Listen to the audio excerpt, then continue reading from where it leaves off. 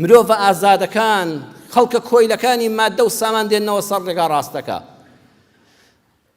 نەجیب مەحفووز لە دوا کتێبیدا کە دەرچووە بە ناوی دەنگدانەوەکانی ژیانم کە حەمە کەریم عارف کردوێتی بە کوردی، ئەمە یەک مانگە تەقریبەن چاپ کراوە کە خوێنمەوە. لە کتێبی دەنگدانەوەکانی ژیانم نووسراوی نەجیب مەحفووزە لە لاپەڕەی 98دا ئەڵێ پیاوێکی بەڕێزی وەکو جەنابتان، پیاو باشێک ئەهلی مزگەوت، یەک جانتای گەورە پڕپارە دەدۆزێتەوە. ئەو پارەیە کە تەماشای دەکا ناسنامە و ناونیشانی کابرای تێدایە. بەڵام سیر دەکا ئەمە ئەو پیاوەی شاری خۆیانە کە تا بڵی خەڵکێکی خراپەکار و بەدکردارە، تا بڵی حرامخۆر و گەندەڵە، تا بڵی داوێن پیسە دڵی جەنابتان. دەڵێ بەخوا چاکە ئەمە بە زەبری ئەم پارانەم خراپەی دەکرد، شەر بێنە دەمەوە، هەویەکەی و ناونیشانەکەی دەسووتێنێ. ئەی چی لەم پارەیە بکەم؟ دەی خۆ منیش وەکو ئەو خراپ نیم. بیر دەکاتەوە کابرایەکەیە لە شارە پیاوێکی حەتا بڵێ بۆ خوا سۆڵحاو، بەڵام تا بڵێ هەژار لەگەڵ ئەو هەژارێشە خێرەومەند بینی وێتی بە چاوی خۆی لەگەڵ ئەو کەم دەستەی خۆیدا خێر بە خەڵک دەکا. وتی وەڵڵاهی با ئەو پارەیە بخەمە ژێر خانەکەی خانوویەکی بچکۆلەیان هەیە، دەی خەمە حەوشەی ماڵی فڵان کەسەوە، بەڵکو بۆ خۆشی پێی دەوڵەمەند دەبێ. کابرای دەوڵەمەند ئەو پارەی نامێنێ، لە قسە دەکەوێ، لە خراپە دەکەوێ، ئەم هەژارش دەوڵەمەند دەبێ و شتێکی دڵنیام لێ دەکا بەخێر یارمەتی خەڵکی تریش دەدا. بە دزیەوە شەو دەیخاتە حەوشەی ماڵی کابرای هەژارەوە.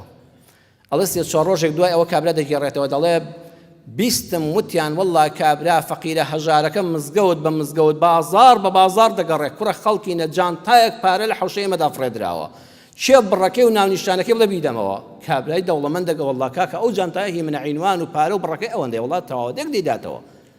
زۆر پەست بووم، ئەی خوایە گیان وەرە من ئەو پیاوەتێم نەکرد بەی خۆم، چوزانم تۆ دەیدەیتەوە بەخوات کۆمەڵە دیاریشم وەردەگرت. بۆم دەرکەوت تەنانەت یەک دیناریشی لە کابرا وەرنەگرت و هەر دەستخۆشانەی خۆشی. وتوی کاکە بەخوا من هیچ ڕەنجێکم نەدی و بەیانی دەچم بۆ مزگەوت سێکم جانتایەک پارە لە حەوشەکە دانراوە، ئیتر ماڵی تۆیە بە من حرامە، هەرچی وتوی دەستخۆشانە وتوی هیچم ناوێ. ئەڵێ خەفەتم خوارد، وتم وەڵڵاهی بەداخەوە ئەمە هەر وەکو ژیرفانی فەقیرە عەقڵیشی فەقیرە، هەی داماوە تۆ خوا یەک جا دەوڵەمەندی کردی بۆ وات کرد. الله سبحان الله چەند ڕۆژی پێچوو کابرای فەقیرە مرد. سبحان الله ئەگە بیشی خوادا پارەکەی والی نەدەخوارد، هەر ئەو دوو سێ ڕۆژەی دوای ئەوە مرد، کتۆ پڕ ڕاقەناو مرد. ئەڵێ وەڵڵاهی چوومە مزگەوت، نوێژمان لەسەر کرد و شۆرا و مامۆستا نوێژی لەسەر کرد و دوعای بۆ کرا.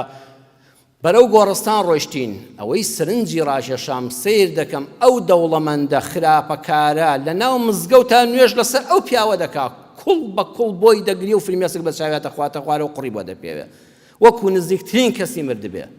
دواتر پێیان وتم ئەو پیاوە تەوبەی کرد، کاتێک کە بینی ئەم حرام خۆرە ئەم خراپەکارە ئەو دەوڵەمەندە ئەو پیاوە هەژارە نانی شەوینێ لەو کوخانوەدا ئەم جەنتا پارە چۆتە ماوەوە، دەستکاری نەکردو بە دووی داگەڕاوە.